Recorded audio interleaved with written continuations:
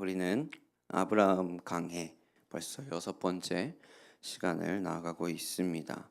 오늘 함께 읽을 하나님의 말씀은 창세기 14장 17절부터 18절입니다. 창세기 14장 17절부터 18절 말씀입니다. 우리 다 같이 한번 읽어봅시다. 시작.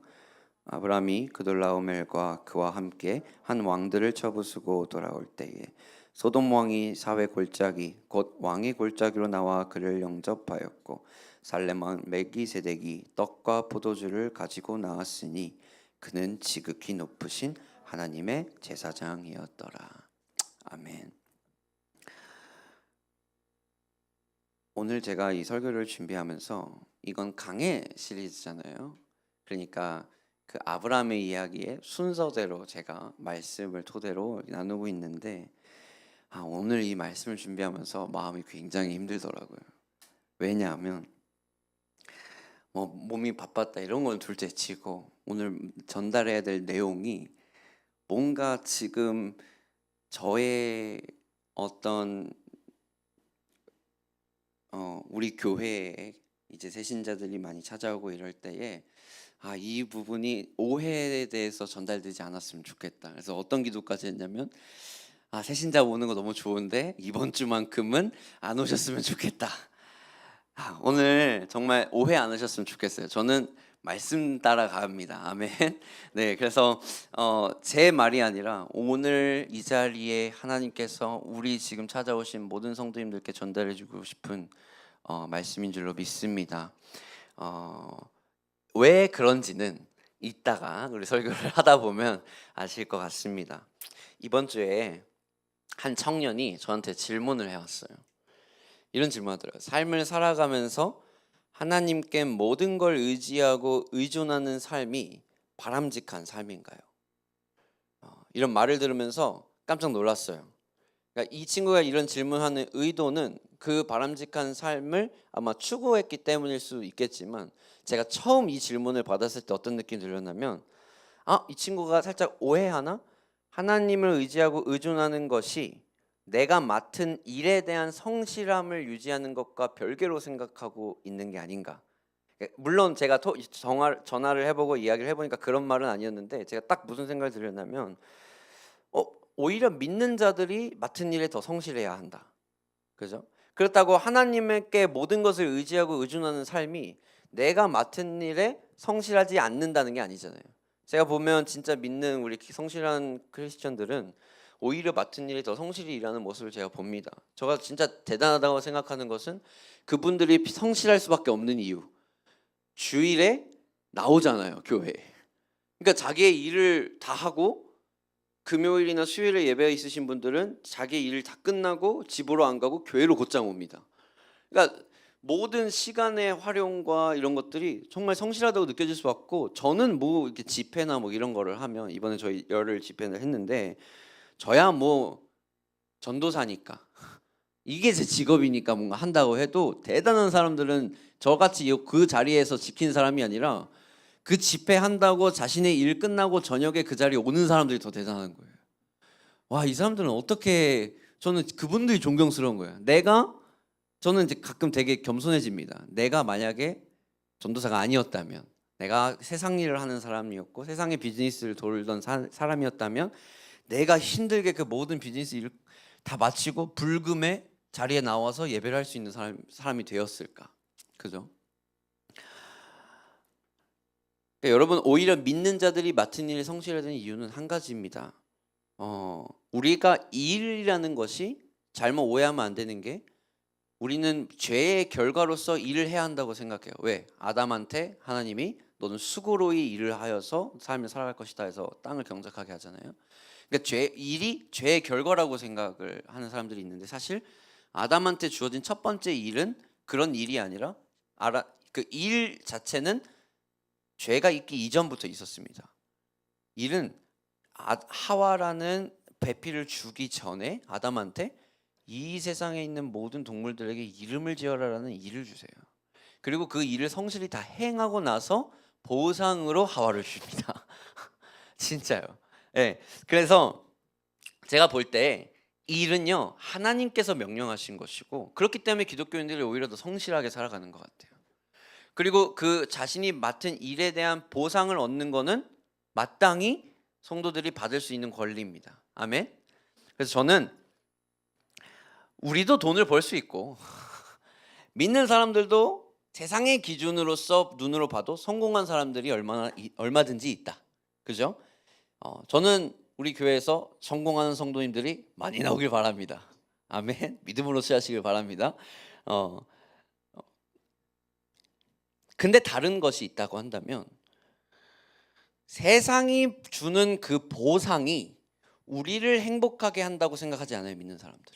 그 보상을 마땅히 취하긴 하지만 그것이 내가 일을 하게 하는 드라이브, 그러니까 나를 일을 하도록 모티브, 동기부여를 하는 요소는 아니라는 거예요.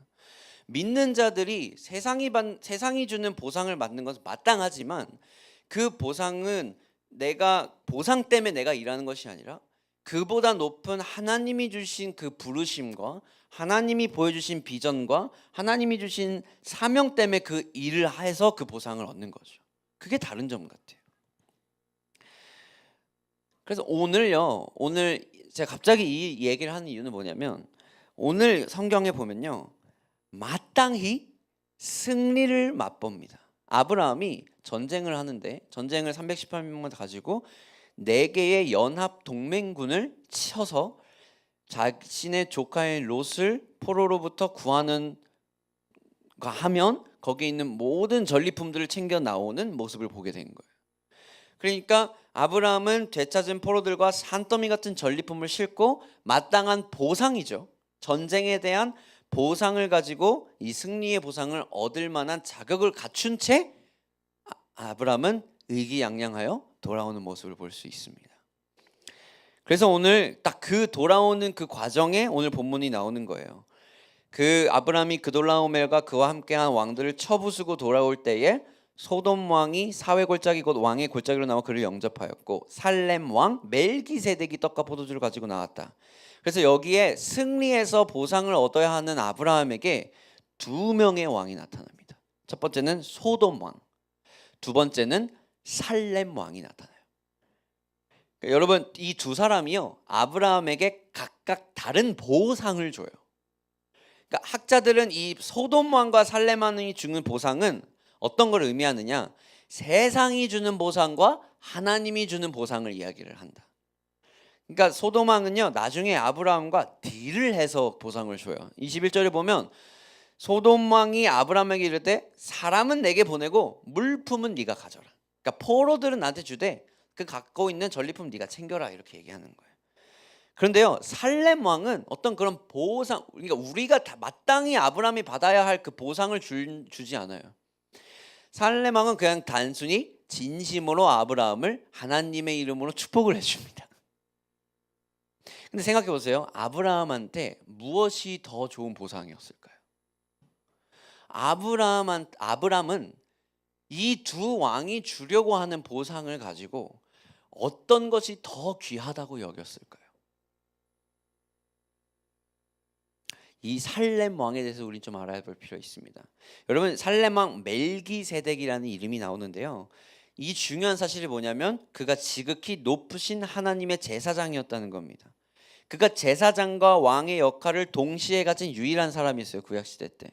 그러니까 성경은요 제사장의 역할과 왕의 역할을 완벽히 분리합니다. 사울 왕이, 옛날에 왕이었던 사울이 하나님 앞에 밉보이게 된 이유도 왕인 사울이 제사장의 역할을 자초했기 때문이었어요. 그러니까 왕과 제사장의 일은 분명히 다르고 그들이 갖고 있는 비전은 분명히 다르다고 했는데, 여기에서는 유일하게 구약시대 때 왕이면서 제사장이었던 어떤 한 사람이 나와서 아브라함을 축복하는 장면을 보게 되죠. 그래서 이 히브리서에 보면 이 멜기세덱이 누구인지를 설명해 줍니다. 7장에 이렇게 나옵니다. 이 멜기세덱은 살렘 왕이요. 여러분, 이 살렘은 예루살렘 할 때 그 살렘입니다.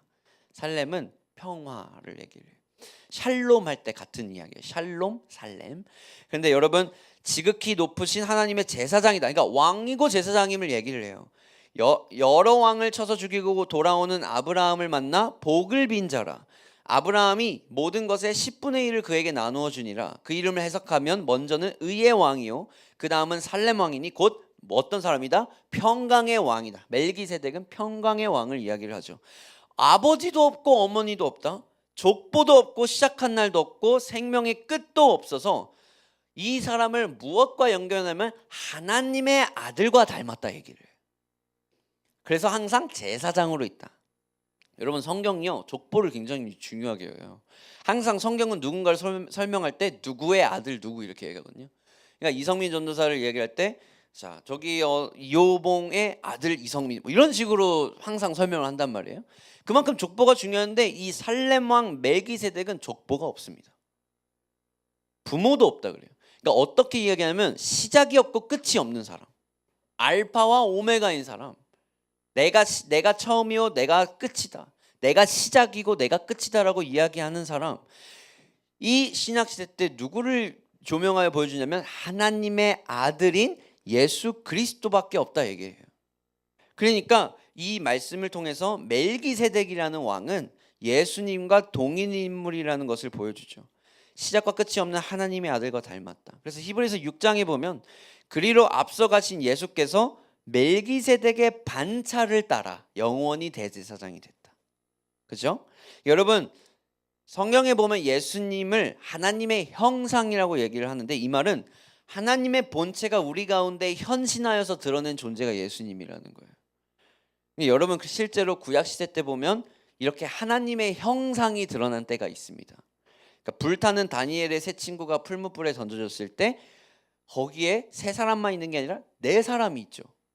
그러니까 다니엘서 3장에는 그 네 번째 사람의 모양이 신들의 아들과 같다고도 표현합니다. 신의 아들. 그러니까 또 야곱에게 이스라엘이라는 이름을 준 그 씨름한 천사를요. 야곱은 뭐라고 했냐면 이 천사하고 씨름한 게 아니라 나는 하나님과 씨름해서 이겼다고 얘기를 해요. 그러니까 여러분 이처럼 구약에 하나님의 형상이 직접 나타나서 보여준 그 사람 예수님이 구약에 나타나셨던 모습들을 보여주는 거죠. 그래서 이 멜기세덱이 결국 예수님이다라는 이유는 크게 세 가지입니다. 첫 번째, 멜기세덱이 세상적인 찬사나 물질을 주는 게 아니라 하나님께서 주신 축복과 칭찬을 줍니다. 14장 19절에 이렇게 얘기해요. 그가 아브라함에게 축복하여 이르되 천지의 주제이시요 지극히 높으신 하나님이여 아브라함에게 복을 주옵소서. 여러분 성공은 보상을 주잖아요. 그죠? 근데 믿는 자들도 물론 보상을 얻어요. 근데 오늘 본문의 21절에 보면 소돔 왕은 인심 써서 전리품 챙기라고 보상을 주는데 살렘 왕은 그런 거 안 줍니다. 하나님의 소식을 가져올 뿐이에요. 하나님께서 주시는 칭찬과 축복을 줍니다. 그러니까 여러분 예수님도 마찬가지로 한 번도 이 세상에서의 찬사나 이 세상에서의 보상, 물질적인 보상을 준다고 약속하신 적이 없어요. 우리는 이런 거를 뭐라고 얘기하냐면 기복주의라고 얘기를 해요. 예수님은 기복을 허락하지 않으세요. 성경은 뭐라 합니까? 세상이 너희를 싫어하면 나를 먼저 싫어한 거다. 세상적인 것이 너희를 좋게 해준다면 그거는 나를 따라서 생기는 복이 아니다 얘기하거든요. 여러분 그리고 예수님이 그러면 복이 무엇이다라고 정의합니까? 심령이 가난한 자가 복이 있다. 애통하는 자가 복이 있다. 나를 위해 핍박을 받아 나의 칭찬을 받는 사람이 복이 있다고 얘기를 하는 거예요. 그러니까 예수님이 주고 우리한테 허락하신 복은 전혀 세상적인 것으로 서상적인 기준으로 주는 복과는 다르다는 거예요. 근데 오해하지 마세요. 세상적인 그 기준이 우리에게 허락되지 않다는 게 아니라 하나님께서 주시고자 하는 것은 그것보다 좀 넘어 있다는 거죠. 두 번째 멜기세덱이 예수님을 표현하는 두 번째 이유는 멜기세덱의 반차를 따르는 두 번째 이유는 떡과 포도주를 가지고 나온다 그래요. 18절에 살렘왕 멜기세덱이 뭐를 가지고 나옵니까? 떡과 포도주를 가지고 나옵니다. 여러분 이게 진짜 깊이 들어가면 제가 이것만 가지고 설교 다 쓰는데 이거를 어떻게 쉽게 빨리 그냥 넘어갈까? 진짜 근데 빨리는 안 되더라고요. 그래서 조금만 아마 지금 이게 무슨 소리인지 아마 모르시는 분들은 조금만 저하고 patient 좀만 참아주시면 금방 이해 가실 수 있을 것 같습니다. 여러분 멜기세덱이 다른 전리품을 갖고 오지 않아요. 다른 딜을 하지도 않고 보상을 챙겨주려고 하지도 않아요. 뭐를 가지고 나옵니까? 빵과 포도주, 떡과 포도주. 우리 한국으로는 그죠? 이 떡과 포도주를 제사장이 가지고 나왔다는 점이요 예수님이 이 땅에서 모든 제자들에게 허락하실 것에 대한 복선이에요. 떡과 포도주는 뭐를 얘기합니까? 마태복음 26장에서 이렇게 하죠. 그들이 먹을 때 예수께서 떡을 가지사 축복하시고 떼어 제자들에게 주시며 이르되 받아서 먹으라 이것이 무엇이다? 내 몸이다. 또 잔을 가지사 감자기도 하시고 그들에게 주시며 포도주를 주실 때 너희가 이걸 마시라. 28절에 뭐라고 나옵니까? 이것이 뭘 하려고? 죄사함을 얻게 하려고 많은 사람을 위하여 흘리는 바 무엇이다? 나의 피다. 나의 살이고 나의 피다. 그거 곧 언약의 피다. 그 너희 이르니 내가 포도나무에서 난 것을 이제부터 내 아버지의 나라에서 새 것으로 너희와 함께 마시는 날까지 내가 마시지 아니하리라 하시니라. 여러분, 빵과 포도주를 가지고 나왔다는 말은요, 예수님이 찢기신 살과 흘리신 피를 가지고 나온 거예요. 이 세상이 주는 것보다 훨씬 귀중한 거예요. 이제는 구원받은 자들은 아버지 나라에서 함께 누리고 살 수 있는 그 유일한 길을 허락하신 거예요. 세 번째는 여러분, 멜기세덱이 하나님의 중보자였다는 거예요. 19절에 아브라함에게 축복하여 이르시되 천지의 주제이시여 지극히 높으신 하나님이여 아브라함의 복을 주옵소서. 여러분 생각해 보세요. 우리가 다른 사람들을 위해서 이게 중보라는 말이 좀 중요하거든요. 그러니까 우리가 보통 중보기도 합시다 하면 어떤 기도예요? 남을 위해서 하는, 내가 아닌 남을 위해서 하는 기도가 중보기도예요. 그러니까 무슨 소리냐면 내가 인터세서가 되어서, 내가 중보자가 되어서 그 사람과 하나님을 연결시키는 그 중간이 된다는 거예요. 내가 중보기도를 한다는 것은 내가 중보자가 되어 이 사람과 하나님을 연결시키는 사람이 되는 거예요. 근데요, 실제로 우리가 중보자가 될 수 있는 유일한 이유는 예수님의 이름이 우리에게 있기 때문입니다. 그러니까 사실 온전한 중보자는 누구냐? 예수님 뿐입니다. 이 세상에서 유일한 중보자는 예수님 뿐입니다. 그래서 우리가 이 마리아한테 기도를 하는 게 아니에요. 그러니까 마리아한테 기도를 하지 않는 이유는 우리에게는 유일하게 하나님과 우리를 이을 수 있는 분은 예수님 뿐이라는 걸 알기 때문이죠. 그래서 이렇게 요한복음 1장 18절에 하나님을 본 사람이 없는데 아버지 품속에 있는 독생하신, 유일하게 나오신 독생자인 하나님이 나타내셨다. 그래서 8장 19절은 이렇게 얘기하죠. 네 아버지가 어디 있냐? 이렇게 물어요. 그랬더니 예수님께서 이렇게 얘기해요. 너희는 나를 알지 못하고 내 아버지도 알지 못한도다. 뭐라고 얘기합니까? If you knew me, you would know the Father. 나를 알았으면 내 아버지를 알았을 것이다. 그러니까 나를 통해 너희는 내 아버지를 본다. 왜? 내가 아버지과 너를 이으는 유일한 중보자이기 때문에.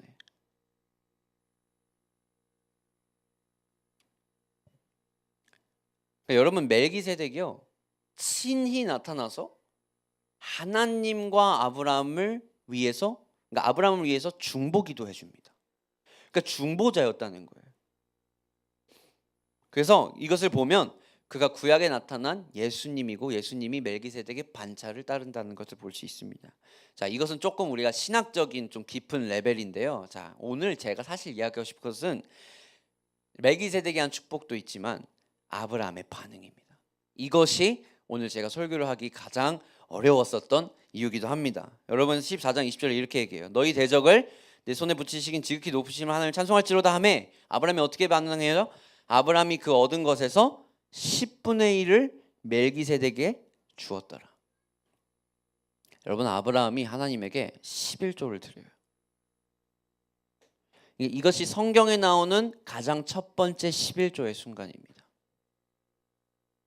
여러분, 이 11조가 드려진 것이 아직 율법이 제정되기 전이라는 걸 좀 아셔야 돼요. 그러니까 많은 그리스도인, 실제로 믿지 않는 사람들도 교회 밖에서 보면 그리스도인들도 심지어 오해해요. 11조를 마치 또 하나의 종교 의식이나 또 하나의 어떤 투두리스트, 그리스도인이라면 반드시 해야 하는 어떤 그런 걸로만 치부하는 거예요. 그럼 안 하면 넌 그리스도가 아니다. 뭐 이 정도로 말이 나올 때까지. 근데 여러분, 그런 율법적인 11조가 아니라 실제로 그 11조는 그것보다 더 깊은 의미가 있어요. 그래서 오늘은 이 11조에 대한 오해를 바로잡고 성경적인 11조가 무엇인지를 이야기하려고 합니다. 그래서 저를 오해하시지 마세요. 제가 오늘 설교하기 힘들었던 게, 새신자가 오면 어떡하지 걱정했던 게, 괜히 11조 설교했다가 저거 봐라, 이성민 전사 또 내가 보니까 이 헤이븐 처치 뭐 다르다고 하면서 똑같네 또 설교 헌금 강요하는 설교하고 뭐 절대 아닙니다, 여러분. 오늘 저는 그냥 단순히 성경을 따라서 한 장 한 장씩 따라서 설교하는 것뿐이고 그것이 여러분들이 이곳에 오셨다는 이유는 아마 하나님의 크신 섭리가 그 안에 있었다고 저는 또 생각합니다. 여러분, 멜기세덱이 아브라함이 한 일과 업적에 대해서 칭송하면서 기도하지 않아요. 기도를 보세요. 뭐래요? 다만 찬양받으실 분이 하나님임을 선포합니다. 그게 다예요. 저 같으면 내가 멜기세덱이었으면 다 그 성공한 다 외워왔어. 그러면 뭐부터 기도해요? 주여 이 주의 종을 사용하셔서 이 318명의 용사만을 가지고 4개의 연합군을 무찌게 해주심정 감사합니다. 그거를 일치월장 막 일장 연설했을 거예요. 일치월장 아니죠? 일장 연설했을 거예요.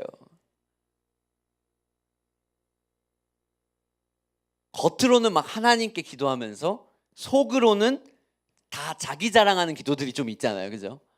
그래서 저 그런 기도들 많이 봤어요.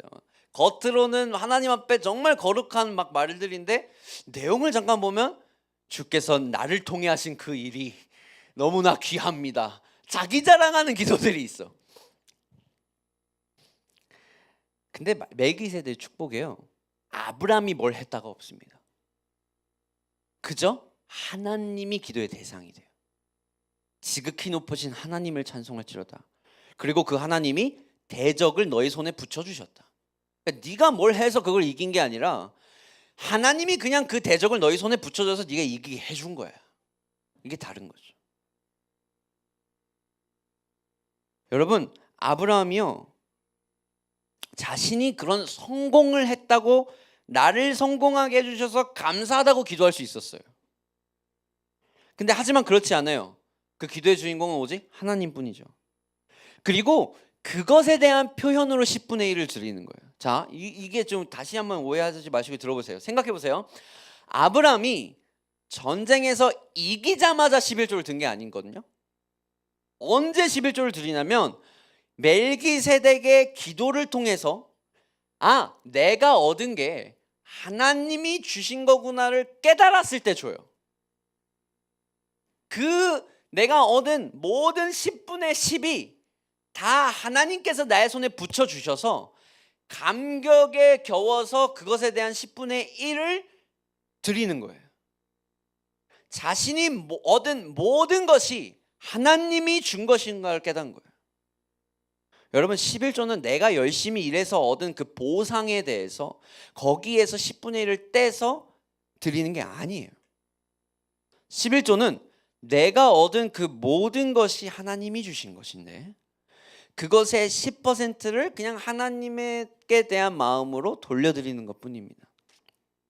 내가 가진 것이 내 힘으로 얻은 것이 아니라 하나님이 축복을 주셔서 얻은 것임을 깨달았을 때 감사해서 내는 게 11조입니다.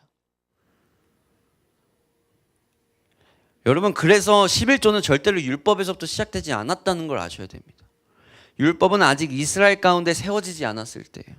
그러니까 하나님이 11조를 받으신 것은 사실 그 11조의 양이 아니라 11조를 통해 드렸던 마음인 것이죠. 여러분, 실제로 우리가 11조를 잘 드린다고 해도 하나님이 그것을 안 받으실 때가 있어요. 생각해보세요. 말라기 3장 10절에요 이렇게 얘기합니다. 만군의 여호와가 이르노니 자 너희의 온전한 11조를 창고에 들여 나의 집에 양식이 있게 하고 그것을 나를 시험하여 내가 하늘 문을 열고 너에게 복을 쌀 곳이 없도록 붙지 아니하나 보라. 자, 이거 진짜 오해하기 쉽습니다. 이거 뭐냐면 너희들이 온전한 11조를 안 냈다, 돈 떼먹었다, 이렇게 얘기할 수 있어요. 그래서 많은 설교자들이 이 말씀을 가지고 봐라, 온전히 11조 안 되니까 니네 이렇게 된 거 아니냐, 온전히 11조 내라 라고 이렇게 강조하는 11조 강조 설교가 되는데 그게 아닙니다. 여러분, 이 당시 사람들은요 11조 다 내요. 세금과 같이 내요. 11조 다 내요. 이들은 선택권이 없어요. 무조건 내게 돼 있어요. 그러니까 우리야 자발적으로 내지 그들은요 세금이야, 세금. 이 당시에 이 사람들은 안 내잖아요. 제사장들이 집까지 쫓아옵니다. 여러분, 실제로 독일도요, 독일의 루터교는 종교세라는 게 있어요. 그래서 이들은 세금으로 내서 교회에 나올 때 헌금 드리는 시간이 없습니다. 왜? 거기에 있는 목사님들은 나라에서 줘요.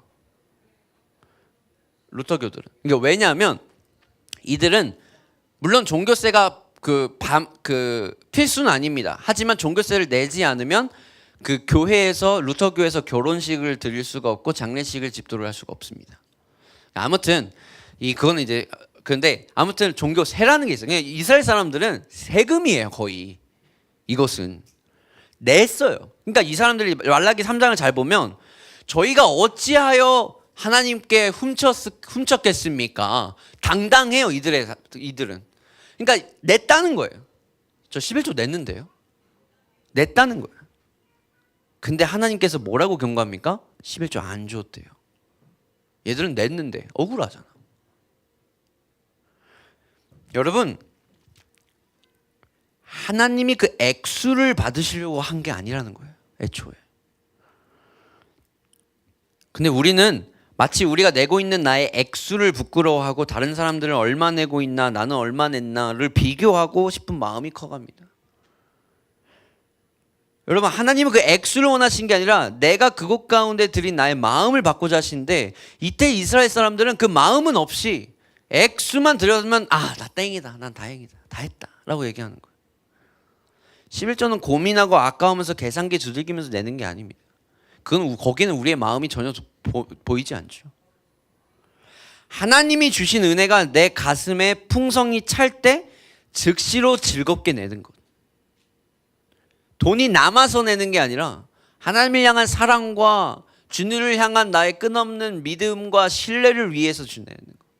신뢰로 인해서 내는 것. 그래서 율법적인 11조의 의미가 아니라 참된 성경적인 11조의 의미는요, 크게 세 가지입니다. 첫 번째, 하나님이 내 인생의 주인이심을 고백한다.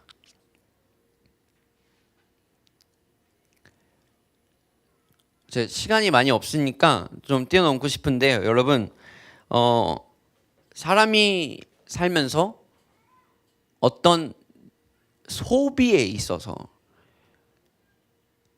자신이 가장 가치 있게 생각하는 것에 두 가지를 소비합니다. 첫 번째는 시간이요, 두 번째는 돈이에요. 그러니까 우리가 시간에 대해 하나님께 마땅히 드리는 것을 우리는 주일 성수다라고 얘기를 하는 거예요. 우리는 그것을 예배한다고 말해요. 그죠? 예배는 그야말로 worth. 그러니까 내가 인정하는 가치를 드리는 행위를 예배라고 해요. 그러니까 하나님을 섬기는 것만이 예배가 아니라 내가 인정하는 어떤 가치를 위해서 소비하는 모든 행위가 사실 예배예요. 그러니까 우리가 우상숭배가 단순히 어떤 다른 신을 섬겨서 우상숭배가 되는 것이 아니고, 단순히 어떤 것을 보고 이것을 비나이다 빌어서 우상숭배가 되는 것이 아니라, 내가 그것에 대한 가치를 중요하게 여겨서 이것을 위해서 나에게 주어진 무언가를 소비하는 모든 행위가 예배예요. 시간과 돈 말이에요.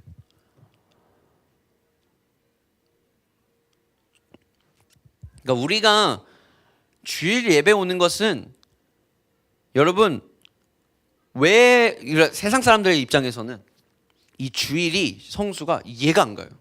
어떻게 이 일요일에 아침에 11시에 나와서 예배를 드리지? 아니, 여태까지 일하고 힘들게 해서 쉬기도 바쁜데 왜 여기까지 나와서 예배를 드리려고 할까? 왜 그럽니까? 우리는 뭐가 달라요? 나에게 주어진 일주일, 나에게 주어진 하루의 24시간 그 모두가 내가 뭘 해서 얻은 게 아니라 하나님이 허락하셔서 나에게 주어진 시간이란 걸 인정하고 그것에 대한 일부를 떼어서 하나님 앞에 드리는 행위잖아요.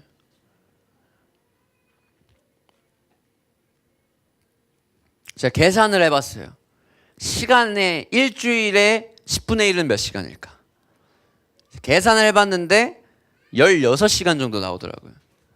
16시간. 이게 맞는지 아닌지 저도 그런 공학도가 아니라 계산기 두들겨보진 않았습니다. 그냥 대충 머릿속에서 암산해봤는데 16시간이면 뭐예요? 내가 잠자는 시간 빼고 하루에 그 하루 일과 시간이야. 근데 하나님이 뭐라고 해요? 그 일주일에 하루를 안식일로 거룩히 여기래요.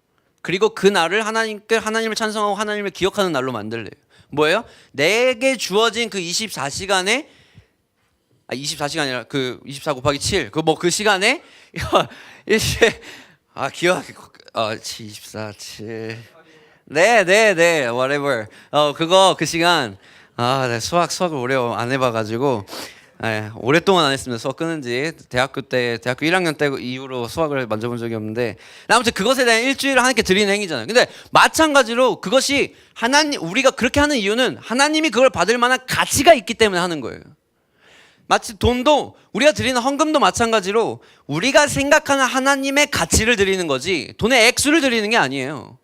나의 모든 소유를 주신 것이 하나님이니 그 소유를 받기에 합당하시고 그만한 가치가 있으시다는 걸 우리는 고백하면서 드리는 거예요. 여러분, 하나님은 우리의 돈이 필요 없어요. 아멘?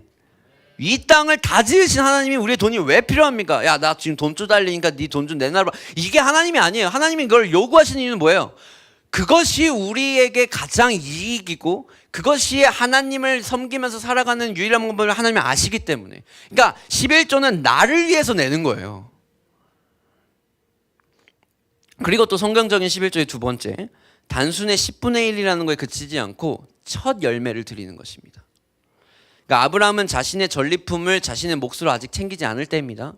근데 여러분, 자신의 전리품을 챙길 때가 언제냐면 나중에 소돔왕과 거래하고 난 다음이거든요. 그러니 아브라함은 이미 자신의 얻을 것의 11조를 먼저 떼어 드리고 나머지를 90%를 가지고 자신의 몫을 챙깁니다. 그러니까 가장 먼저 드리는 것이 사실 성경적인 11조라는 거예요. 여러분, 제가 실제로 이거 제 얘기예요. 근데 제 얘기에 아마 공감하실 수도 있어. 제가 가지고 있는 100%의 다 내가 쓸 거 내 생활 수준을 내 소득의 100%에 맞춰놓고 거기에서 10% 드리려고 하니까 아까워. 왜?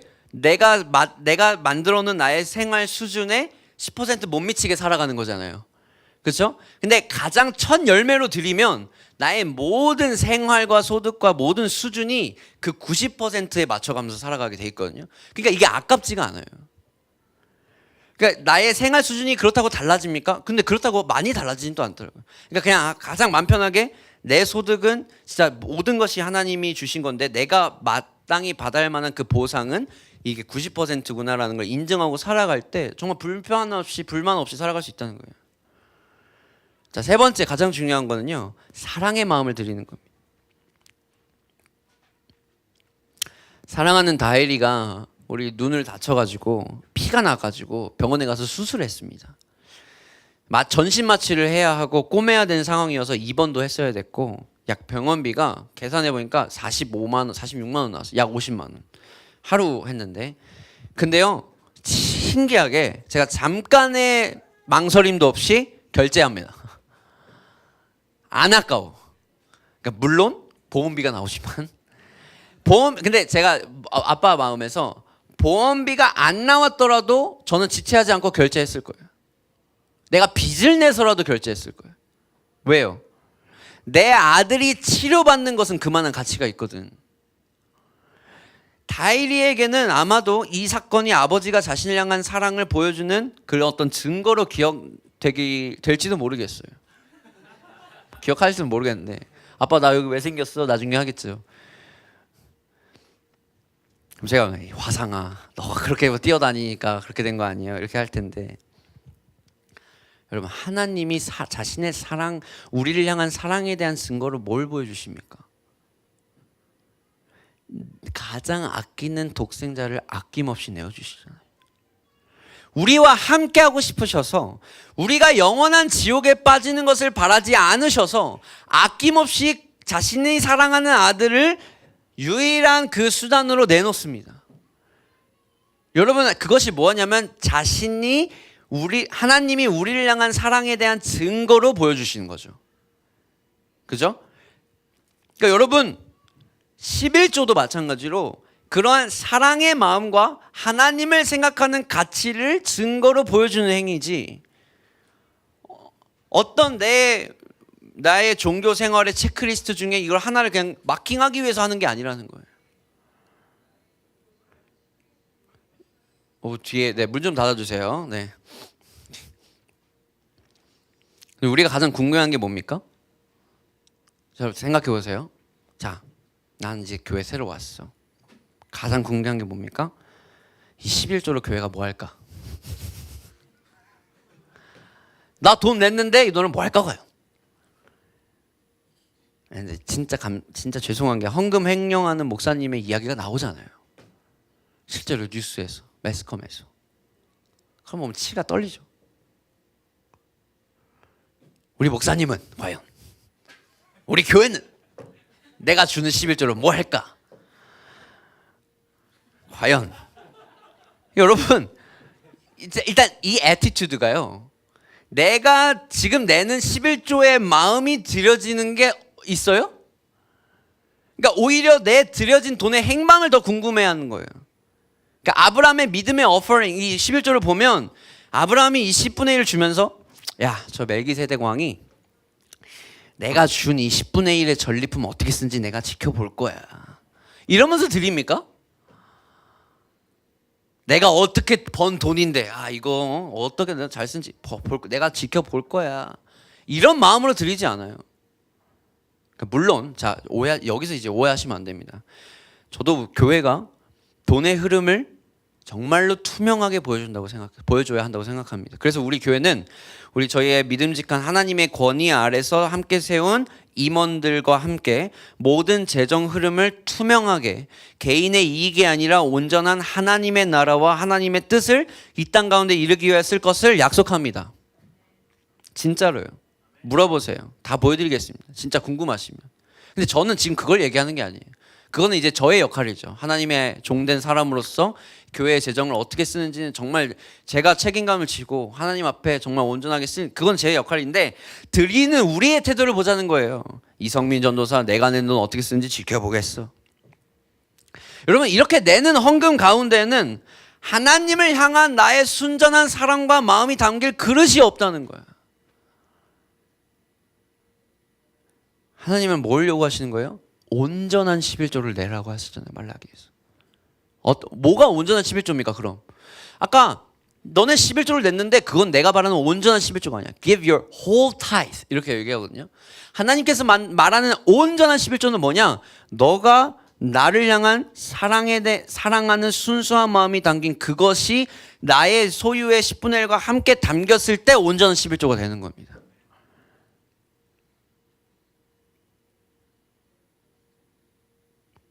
여러분, 그런데요, 오늘 이야기하고자 하는 이 강해가 사실 조명하는 것은 아브라함이 낸 10분의 1이 아닙니다. 우리 다음 거 22절부터 24절을 다 같이 한번 읽어보도록 하겠습니다. 시작. 아브라함이 소돔 왕에게 이르되, 천지의 주제이시오 지극히 높으신 하나님 여호와께 내가 손을 들어 맹세하노니 내 말이 내 아브라함으로 치부하게 하였다 할까 하여 내게 속한 것은 실 한 오락이나 들매끈 한 가닥도 내가 가지지 아니하리라. 오직 젊은이들이 먹을 것과 나와 동행한 아넬과 에스골과 마므레의 분깃을 제할지니 그들이 그 분깃을 가질 것이니라. 여러분, 오늘 강해 설교는요 11조로 남으면 안 됩니다. 여러분, 우리가 욕심으로 살다 보면 그 욕심이 우리의 삶을 견인하는데, 하나님이 아브라함을 높이 사시고 택하신 그 이유는 아마 여기에서 볼 수 있을 것 같아요. 여러분, 소돔 왕이, 우리는 보상을 다 챙길 권리가 있죠. 그죠? 아브라함은 그 권리가 있어요, 없어요? 있죠. 내 사병 가지고 가서 싸워왔는데 소돔 왕이 뭐라 한들, 그죠? 소돔 왕이 너가 전리품을 챙겨라라고 말했을 때 아브라함은 그것을 챙길 권리가 있습니다. 그리고 소돔 왕도 뭐라고 할 그게 없대요. 실제로는 어떤 권리까지 있었냐면 자기가 받은 모든 포로들을 내 종으로 삼을 수 있는 권리까지 있어요. 소돔 왕은 마치 그것이 자기 권리인 양, 우리 사람은 주고 전리품만 챙겨라, 마치 인심 쓰는 양, 이렇게 얘기를 하는데요. 근데 아브라함의 대답은 이래요. 내가 하나님 여호와께 손을 들어 맹세하노니 세상 것으로 살아가는 너희의 것은 내가 취하지 않겠다. 오직 나의 사람들이 먹은 것과 나와 함께한 이들의 분깃만 받아가겠다 얘기해요. 아브라함이요, 자신이 받고 자신의 재산으로 취해도 아무런 뭘 하지 않을 그 상황에 또 그 받은 소유를 흘려보냅니다. 왜요? 나의 삶은 내 소유가 견인하는 게 아니라 내 삶은 하나님이 나를 견인할 거라는 확고한 믿음이 있기 때문이에요. 오늘 11조를 제가 어쩔 수 없이 조명하기는 했지만 사실 우리가 바라봐야 되는 거는 진짜 백이는 이 구절이에요. 11조를 넘어서 여러분, 내가 얻은 90%를 어떻게 쓰냐가 더 중요해요. 지금 아브라함이 갖고 있는 이 90%는 아브라함은 어떠한 마음으로 지금 하려고 하고 있냐. 여러분, 내가 얻은 90%까지 남을 위해서 쏟고 흘려보내실 수 있습니까? 이렇게 가능하려면 뭐가 필요해요? 나를 이렇게 살게 하시는 것은 내가 갖고 있는 소유와 내가 쌓은 재산이 나를 삶을 보장해 주는 것이 아니라 하나님께서 나에게 모든 것을 보장하시고 모든 것을 주시겠다라는 믿음이 있어서 아닙니까? 나의 소유가 나를 견인하는 게 아니라 내가 믿는 하나님이 나를 견인하신다.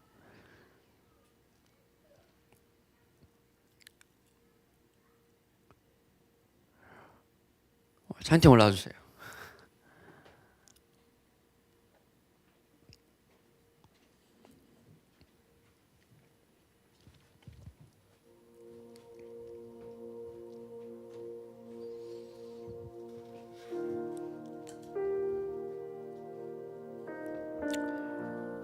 아브라함의 믿음을 보십시오. 이 90%를 어떻게 활용합니까? 내 것으로 활용하지 않습니다. 마땅히 그 보상받아야 돼. 90%를 나와 함께한 사람들을 도와주는 데 쓰고 90%를 도움이 필요한 그들에게 주고 90%를 하나님이 허락하시고 주님께서 보여주신 그 길 따라 쓰려고 노력합니다. 오늘 설교가 11조로 남으면 안 됩니다. 여러분들의 모든 소유는 하나님께서 주신 것이고 그리고 그 소유를 어떻게 쓰시겠습니까? 저희 교회 청년 한 명이 자신에게 받은 은혜를 저에게 나누길 좋아하는데 이런 말 하더라고요. 이 청년의 이 말에 제가 은혜를 또 받아가지고 이렇게 얘기해요. 내가 드리고 있는 헌금이 나의 생활에 전혀 타격을 주지 않는다면 그건 충분히 드리고 있지 않다는 말이다.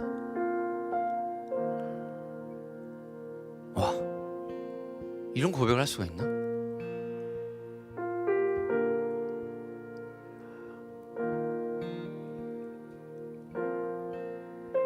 어떻게 이런 고백을 하지? 믿는 사람으로서, 같은 믿는 사람인데.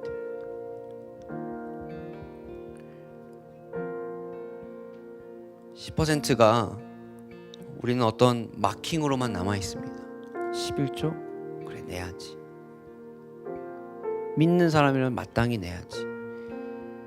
근데 이 11조가 오히려 족쇄가 되어서 하나님을 향한 나의 전심을 드리기 위한 도구로 사용되는 것이 아니고 내 의의를 채우기 위한, 내가 교회에 이만큼 했어, 내가 교회에 이만큼 뭔가 도움을 됐어, 내가 교회를 위해서 이만큼 했어, 나를 봐, 내가 이만큼 내고 있잖아 라는 도구로 사용된다는 거죠.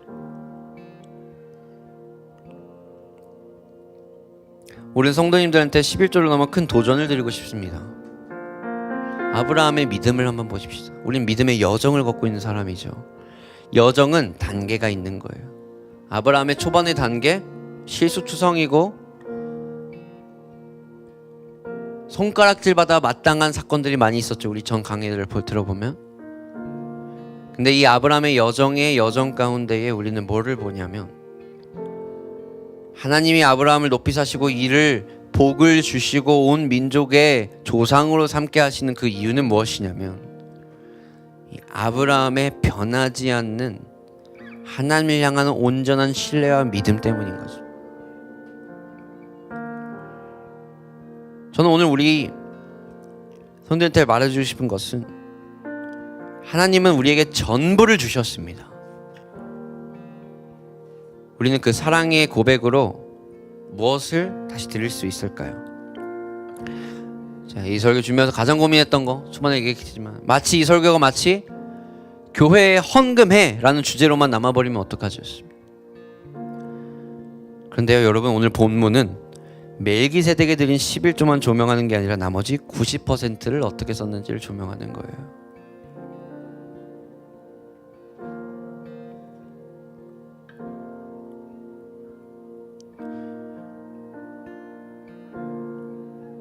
여러분, 믿음으로 살고 계십니까? 믿음으로 산다는 건 어떤 것일까요? 시간은 쏟는데 소유를 쏟지 않는다? 소유는 쏟는데 시간을 쏟지 않는다. 거기는 어떤 모순이 있습니다, 여러분. 왜요? 나는 내가 진정으로 가치 있다고 생각하는 것에 시간과 소유를 둘 다 쓰게 돼 있어요. 그러니까 소유를 많이 써서 시간을 쏟고 있지 않으면 어떤 그 소유를 들임한 그 자체가 나의 의가 되어 있고, 내가 시간을 쏟고는 있지만 소유를 쏟고 있지 않는다고 한다면 오히려 시간을 쏟고 있는 그 자체가 어쩌면 나의 의로 남아있지 모르겠습니다.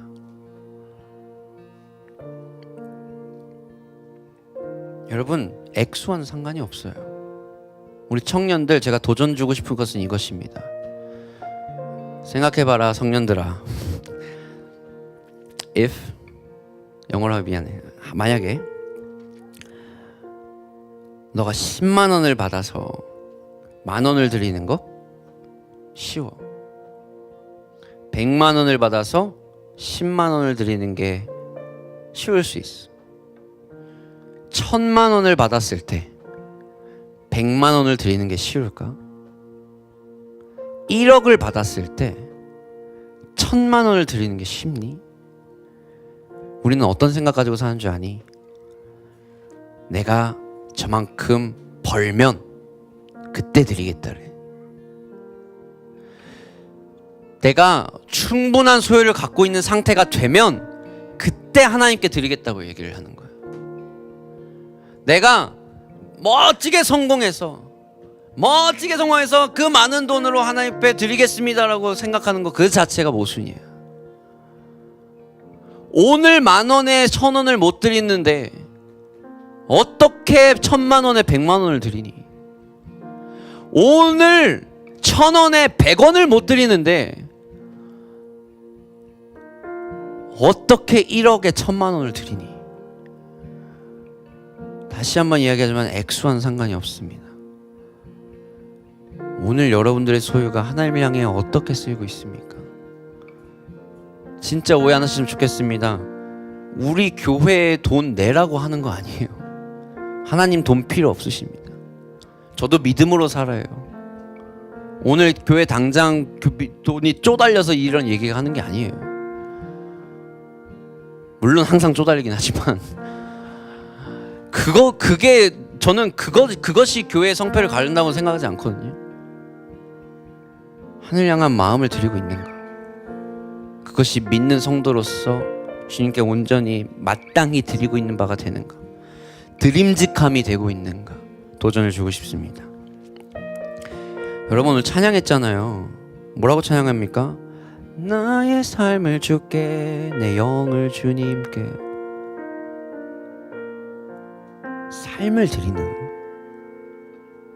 주위에 산다고 고백하잖아요.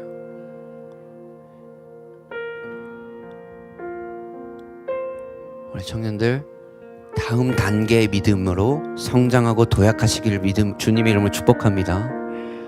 언제나 그 어린 아이처럼 살아갈 수는 없는 거예요. 조금 불편하더라도 주님, 오늘 이 말씀이 단순한 이성민 전사의 생각이 아니라 하나님께서 주시고자 하는 크나큰 도전임을 내가 한 번 더 기억하게 하여 주시옵소서. 나의 마음을 주께 주님께 드립니다. 나를 변화시켜 주시고 나를 믿음에 도약하게 해달라고 우리 한번 이 찬양하며 나아갔으면 좋겠습니다.